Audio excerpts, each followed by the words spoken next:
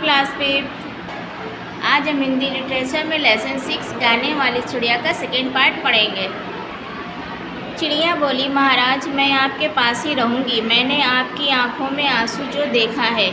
चिड़िया ने कहा कि महाराज मैं आपके पास ही रहूँगी, आपकी आँखों में मैंने आंसू देख लिया है। गायिका चिड़िया के लिए सोने का पिंजड़ा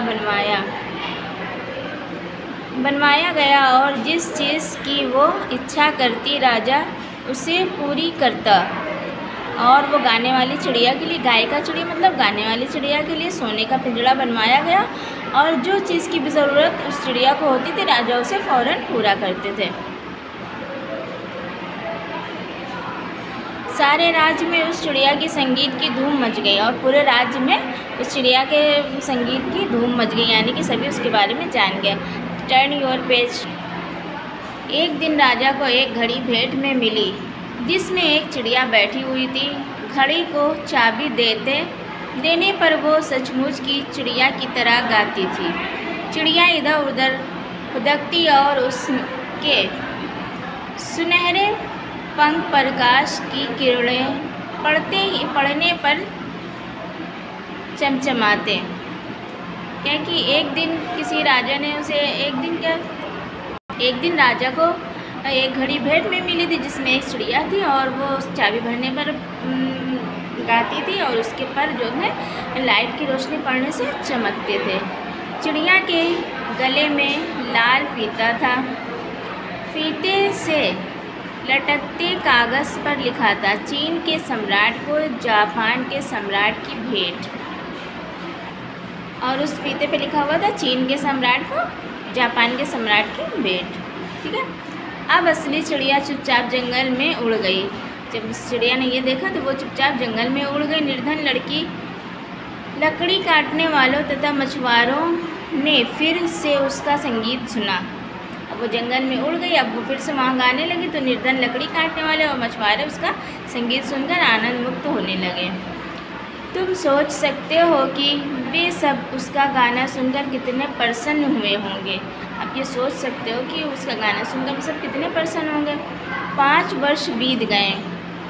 राजा बीमार पड़ा। सारी प्रजा राजा की बीमारी से उदास थी। 5 वर्ष इसी तरह से गुजर गए और इसी बीच राजा बहुत बीमार हो गए। सारी प्रजा राजा की बीमारी से उदास हो गई, दुखी हो गई। सभी सोचने लगे हैं कि राजा अब कभी नहीं उठेंगे। सभी ये सोचने लगे कि अब राजा कभी नहीं उठेंगे।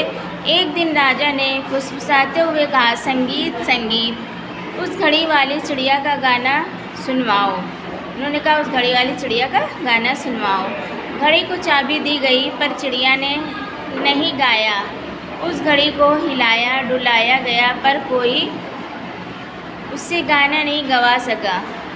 उसमें चाबी भरी गई और उसे हिलाया डुलाया गया, फिर भी वो चिड़िया ने गाना नहीं गाया। राजा धीरे धीरे बेहोश होता जा रहा था। तभी सबने उस नैसर्गिक संगीत को फिर से सुना। सभी ने उसके नैसर्गिक संगीत को सुना। असली चिड़िया अपनी मधुर आवाज़ में गा रही थी।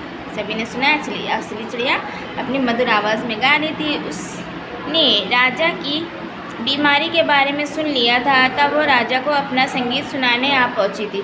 और उस चिड़िया ने राजा की बीमारी के बारे में सुन लिया था, वो राजा को अपना संगीत सुनाने के लिए आ गई थी। जैसे जैसे वो गाना गाती गई राजा की शक्ति लौटने लगी। जैसे जैसे वो गाना गा रही थी बच्चों, वैसे वैसे राजा की शक्ति लौट रही थी।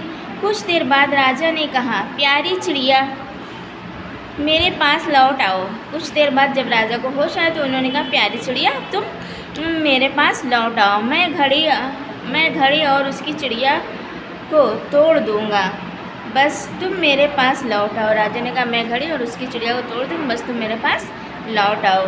नहीं नहीं ऐसा मत करो। चिड़िया ने क्या कहा उस चिड़िया कि नहीं नहीं ऐसा मत कहो। उस चिड़िया ने भी जहाँ तक हो सका आप सबका मन बहलाया है।